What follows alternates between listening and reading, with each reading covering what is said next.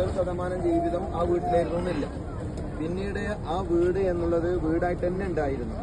പിന്നീട് അവിടെ എന്ത് ചെയ്തു, ഒരു പള്ളി കൊണ്ടുവന്നു. പള്ളിയായിരുന്നു പിന്നെ പിൽക്കാലത്ത് അവിടെ ഉണ്ടായിരുന്നത്.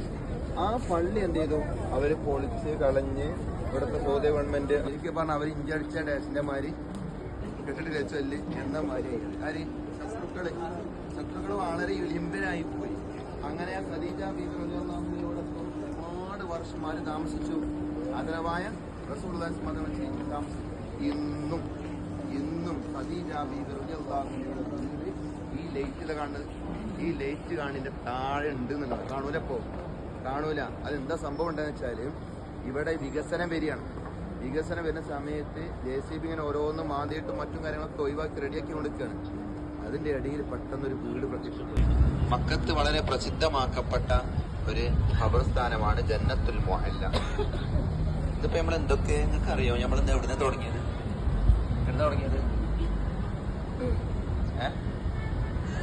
എവിടുന്ന നമ്മൾ തുടങ്ങിയത്? അവിടെ കേട്ടോ. തുറന്നു ബാബുസ്ലാമിന്റെ അവിടുന്ന് ഒറ്റക്ക് കുറച്ച് വെച്ചു. അതിന്റെ നേരെ തൊട്ടപ്പുറത്തേത് അറക്കം പറഞ്ഞതാണ് ഇവിടെ. അവിടെ നമ്മൾ തുടങ്ങിയത് അല്ലേ?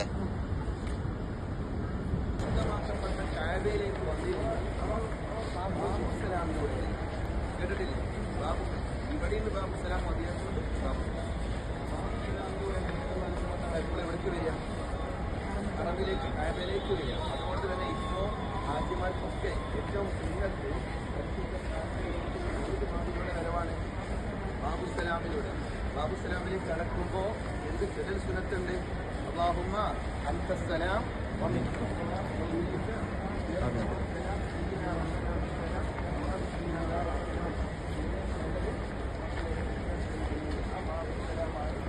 പറയാൻ പോകുന്നത് ജന്നത്തുൽ മുഅല്ല മഖ്ബറയാണ്. നമ്മുടെ പ്രിയപ്പെട്ട ഉമ്മ അടക്കമുള്ള അസ്മാ ബീവി അടക്കമുള്ള ഒരുപാട് മഹതിമാരും മഹാന്മാരും അന്തി ഉറങ്ങുന്ന ഒരു ഖബർസ്ഥാനമാണ് ഇത് ജന്നത്തുൽ മുഅല്ല. ആ ജന്നത്തുൽ മുഅല്ലയിലേക്ക് ആണുങ്ങൾക്ക് കടക്കുന്ന കവാടം എവിടെ വരെ പോകാം? ഉമ്മയുടെ തൊട്ട് ചാരത്ത് വരെ പോകാം. ആണുങ്ങൾ കേട്ടോളിട്ടോ, ഉമ്മയുടെ തൊട്ട് ചാരത്ത് വരെ പോവാം. ഈ കാണുന്ന കവാടം മഖ്ബറത്തുൽ മുഅല്ല കണ്ടെങ്കിൽ അവിടെ ആൾക്കാർ ഇതിനങ്ങോട്ട് പോയാൽ റോഡിന്റെ അടിഭാഗത്തിലൂടെ ഇനി ഞങ്ങൾക്ക് സ്ഥലം കാണിച്ചിട്ടും അവിടെ വരെ ആണുങ്ങൾക്ക് പോകാം. ഇതിലൂടെ ആർക്ക് പോകാൻ പറ്റൂല? പെണ്ണുങ്ങൾക്ക് ഇതിൽ പ്രവേശനമില്ല. ചില ആളുകളൊക്കെ എന്റെ നാട്ടിലൊക്കെ എനിക്കറിയാം, പലപ്പോഴും ആരെങ്കിലും മരിച്ചിട്ടുണ്ടെങ്കിൽ അവരുടെ മക്കളൊക്കെ വന്നിട്ട് മൊത്തം വിജയിച്ചടക്കിയിട്ടുണ്ട് എന്നതിനെ സൂചിപ്പിക്കുന്ന ഒരു കൊടി നാട്ടിയിട്ടുണ്ട്. കൊടിക്ക് അറബിയിൽ പറയുന്ന പേരാണ് റായ എന്ന് പറയും. റായത്ത്, ലിവാഖ് എന്ന് പറയും, റായത്ത് എന്ന് പറയും. ആ കൊടി നാട്ടിയ സ്ഥലത്ത് പിന്നീട് ഒരു പള്ളി വന്നിട്ടുണ്ട്. ആ പള്ളിക്ക് പറയുന്ന പേരാണ് മസ്ജിദുർ റായ. അത് സ്വഹാബത്തിനെ വിളിച്ചിട്ട് തങ്ങള് മുന്നിൽ പോയിട്ട് ഹജ്ജൂന് മുത്തനബിസ്മങ്ങളുടെ പ്രിയപ്പെട്ട ഭാര്യ ഖദീജ ബീവി അന്തി ഉറങ്ങുന്ന സ്ഥലമാണ്. ആ ഭാഗത്ത് നിങ്ങൾ എന്തെങ്കിലും കൊടി നാട്ടണം. എന്തിന്റെ പ്രഖ്യാപനം? ഇസ്ലാമിന്റെ പ്രഖ്യാപനമായിട്ട് ഞങ്ങള് വിജയിച്ചടക്കിയിട്ടുണ്ട് എന്ന് സൂചിപ്പിക്കുന്ന പ്രഖ്യാപനമായിട്ട് കൊടി നാട്ടെന്ന് പറഞ്ഞു. അങ്ങനെ കൊടി നാട്ടി ആ സ്ഥലത്ത് പിന്നീട് ഒരു പള്ളി നിർമ്മിക്കപ്പെട്ടു. ആ പള്ളിക്കാണ് പിന്നീട് എന്ത് പേര് പറഞ്ഞത്? മസ്ജിദ് റായ എന്ന് പറയും. ആ മസ്ജിദ് റായ നിരുന്നതിന്റെ ഏകദേശം ഒരു ഭാഗത്താണ് ഇപ്പൊ. അതിപ്പോ കാണൂല, ആ പള്ളിയൊന്നും ഇപ്പൊ കാണൂല. അതിന്റെ ഏകദേശം ഒരു ഭാഗത്താണ് ഇപ്പൊ ആരുള്ളത്. ഇപ്പൊ നമ്മൾ നിൽക്കുന്നത് ഈ ഏരിയയിൽ ഒരു സ്ഥലത്തായിരുന്നു 11 ഭാര്യമാരുണ്ട്. എന്താ സുഖരത്രാനും പെണ്ണിട്ടാ നമുക്ക് ഒന്നര കിട്ടായിട്ട് ഇടങ്ങാറാകാൻ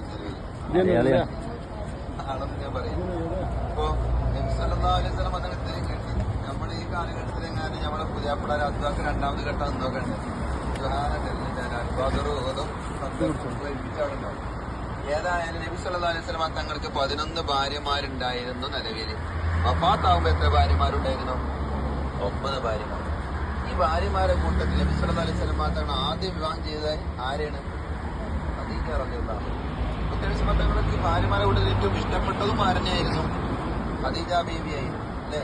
ഏത് സമയത്തും ഖദീജ ബീവിയുടെ പോലിശ പറയുന്നത് മുത്തനബി തങ്ങൾക്ക് അത് വല്ലാത്തൊരു സന്തോഷമായിരുന്നു. ഒരിക്കൽ ആയിഷ ബീവി റളിയല്ലാഹു അൻഹ ചെറുതായിട്ടൊന്ന് പോരടിച്ച്. എന്തേ? ഏത് പെണ്ണാണെങ്കിലും പുതിയാപ്പളായ മറ്റൊരു പെണ്ണിന്റെ മാത്രം അങ്ങനെ പറഞ്ഞേക്കുമ്പോ വലിയ സുഖമൊന്നും ഉണ്ടാവൂല.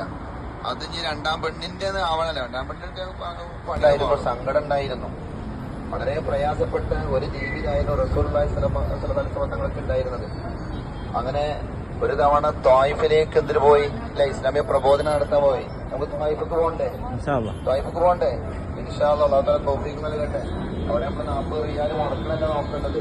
നബി സല്ലല്ലാഹു അലൈഹി വസല്ലം ഇതിലധികം പ്രയാസം ലഭിക്കപ്പെട്ട ഒരു നാട്, ആ നാടൊന്ന് പോയി കാണണം. അവിടെ വലിയ സംഭവങ്ങളുണ്ട്.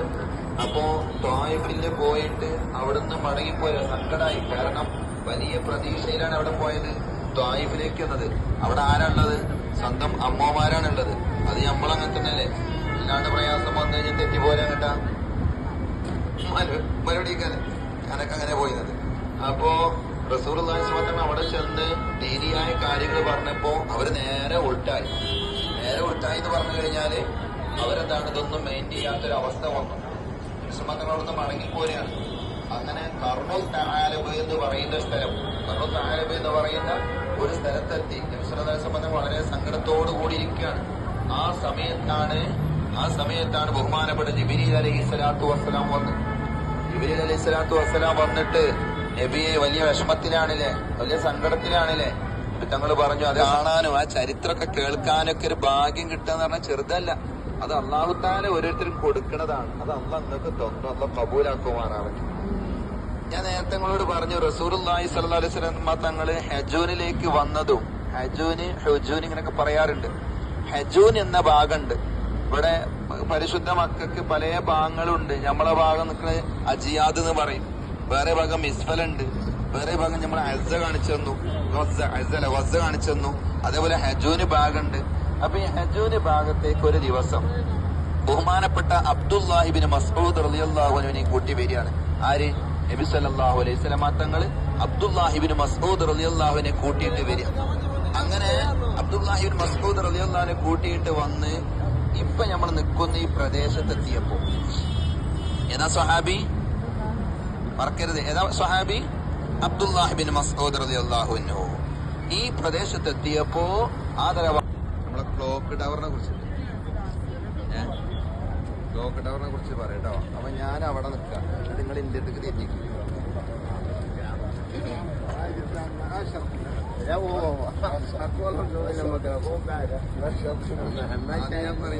നോക്കണം ക്ലോക്ക് നോക്കിയില്ലേ? എത്ര സമയം? 5:30. ഏത് സ്ഥലത്ത് ഇവിടെ മക്കയുടെ ചുറ്റുഭാഗം എവിടെ വെച്ച് നോക്കിയാലും സമയം അറിയണമെന്നുണ്ടെങ്കിൽ എന്ത് വേണ്ട ആവശ്യമില്ല. നമ്മുടെ കയ്യുമ്മ വാച്ചിന്റെ ആവശ്യമില്ല. എവിടെ നോക്കിയാൽ മതി. അത് ഒരിക്കലും വരേണ്ട ശ്രദ്ധിക്കണം. അപ്പോ അതിനെപ്പറ്റി പറയുകയാണെങ്കിൽ ഈ ലണ്ടനിൽ ബിഗ് എന്ന് പറഞ്ഞിട്ടൊരു സംഗതി കേട്ടില്ലേ? അതിന്റെ 6 ഇരട്ടി ഉയരം ഇതിനുണ്ട് മക്കത്തെ ക്ലോക്ക് ടവറിനാണ്. എന്നാൽ ലോകത്തെ ഏറ്റവും വലിയ ടവറാണ് ഏത്? പറഞ്ഞോളി. Burj Khalifa. എവിടെയാണ്?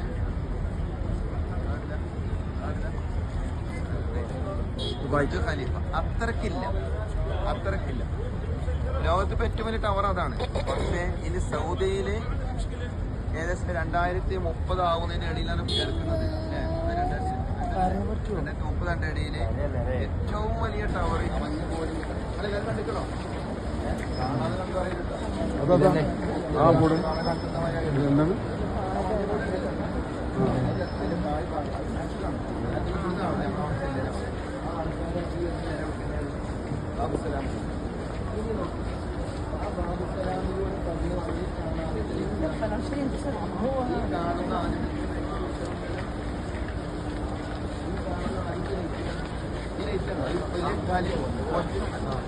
ഭയങ്കര പ്രത്യേകത ഉണ്ട്. അത് പലർക്കും അറിയാത്ത സംഗതിയാണ്. നബി സല്ലല്ലാഹു അലൈഹി വസല്ലം തങ്ങളെ പ്രസവിക്കപ്പെട്ട കൂടി നമ്മൾ കാണിച്ചിരുന്നു. എന്നാൽ നബി സല്ലല്ലാഹു അലൈഹി വസല്ലം തങ്ങൾ ഒരുപാട് കാലം ജീവിച്ചത് ആരും കൂടെയിരുന്നു? നമ്മുടെ പ്രിയപ്പെട്ട ഉമ്മ ഖദീജത്തുൽ കുബ്ര റളിയല്ലാഹു അൻഹയുടെ കൂടെയായിരുന്നു. പ്രിയപ്പെട്ട ഭാര്യയിലെ ഉമ്മാനെ സന്ദർശിക്കാൻ കൂടിയാണ് നമ്മളിപ്പോൾ പോകുന്നത്. ഖദീജ ബീബി റളിയല്ലാഹു തആല അൻഹ ശത്രുക്കൾ പറഞ്ഞു, മുഹമ്മദിന് ഒരു ഭാഗ്യമില്ലാത്ത മുഹമ്മദിനെയാണ് ഇത്രയും കോടീശ്വരിയായ ഖദീജ കെട്ടിയത്. ഇതിന്റെ ചുറ്റു അളവിൽ നിങ്ങൾക്ക് ഇപ്പൊ പറഞ്ഞുതരാൻ പറ്റുള്ളൂ. അതിന്റെ പ്രത്യേകമായ അടയാളങ്ങളല്ല. താഴത്ത് ഒരു വാതിൽ എഴുതി വെച്ചിട്ടുണ്ടോ? ബവാബത്തു ദാറുൽ അർഖം എന്ന് എഴുതി വെച്ചിട്ടുണ്ടാവും താഴത്ത് ഏതെങ്കിലും ഒരു വാതിലിന്റെ അവിടെ. അപ്പൊ ഈ പരിസരത്തായാലും ആരുടെ വീടുണ്ടായിരുന്നത്? സഫാ കുന്നാണ് ഇവിടെ ഉള്ളത്. അപ്പൊ താഴെ പറയാനുള്ളത് പറഞ്ഞു കഴിഞ്ഞാൽ ആർക്ക് ഇതിലേക്ക് ഒരു ലയനം വന്നിട്ടുണ്ട്. ഉമർ റളിയല്ലാഹു അൻഹു അങ്ങനെയാണ്. വൈദാ തുലിയത് അലൈഹിം ദാദത്തുൽ ഈമാന. ഖുർആൻ ആര് എവിടെ ചോദിച്ചാലും ഈമാൻ അവരിലേക്ക് തന്നെ അവർ ആ ഹൃദയത്തിലേക്ക് ഈമാൻ അങ്ങനെ കയറി വരും എന്നുള്ളതാണ് ഖുർആന്റെ ഒരു പ്രത്യേകതയാണ്. അപ്പോൾ ഉമർ റളിയല്ലാഹു അൻഹു നേരെ തിരിച്ചു മുസ്ലിം ആവാൻ വേണ്ടിയിട്ട്, ഞാൻ ചരിത്രം ചുരുക്കി പറയട്ടോ, എവിടെ തിരിച്ചു? നബി തങ്ങൾ ഉള്ളത് എവിടെയാണ്? അർഖം റളിയല്ലാഹു അൻഹുവിന്റെ വീട്ടിലാണ്. ഉമർ റളിയല്ലാഹു അൻഹു കടന്നു വരുന്നത് റളിയല്ലാഹുവിന്റെ നേരെ മുന്നില് കാവല് നിൽക്കുന്നുണ്ട്. ബഹുമാനപ്പെട്ട അബ്ബാസ് റളിയല്ലാഹു അൻഹു അവരെന്താണ് കാവല് നിൽക്കുന്നുണ്ട്. ആർക്ക്? സല്ലല്ലാഹു അലൈഹി വസല്ലം മാത്രമാണ് കാവല് നിൽക്കുന്നുണ്ട്. റളിയല്ലാഹു വന്നപ്പോൾ തടഞ്ഞു. നബിത്തങ്ങൾ ധീരനാണ്. നമ്മൾ ഉമറിനെ വിട്ടോളിന്നാണ്. ഉമറിനെ വിട്ടോളി. കാരണം നബിത്തങ്ങൾ എപ്പോഴും ദയർക്കും. പടച്ച റബ്ബെ, രണ്ടിലൊരു ഉമറിനെ കൊണ്ട് ദീനിനെ നീ ശക്തിപ്പെടുത്തുകയാണ്. ജന്നത്തുൽ മുഅല്ല സിയാറത്ത് ചെയ്ത് എല്ലാം കഴിഞ്ഞ് ഇനി റൂമിലേക്ക് പോവാണ്. ഇനിയിപ്പോൾ വെള്ളിയാഴ്ച അല്ലേ, ഇൻഷാ അല്ലാഹ് ജുമഅക്ക് ഇറങ്ങേണ്ട ടൈമൊക്കെ ആയി തുടങ്ങല്ലേ. അൽഹംദുലില്ലാഹ്, നല്ല സന്തോഷത്തിലാണ് എല്ലാവരും കേട്ടോ. അഷ്ഹദു അല്ലാ ഇലാഹ ഇല്ലല്ലാഹ്